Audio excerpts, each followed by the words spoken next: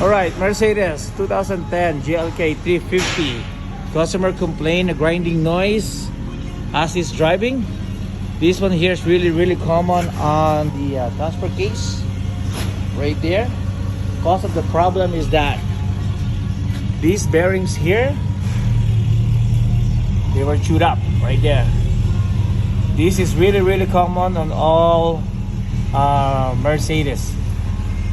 So usually you just replace this bearing here and then the race, and you're good to go, right? You can replace this too, but if they usually come with a kit, so we usually replace this as well. So those bearings here, the race, right? So to get to there, you have to remove all this stuff, this planetary gear and everything. That's it, guys.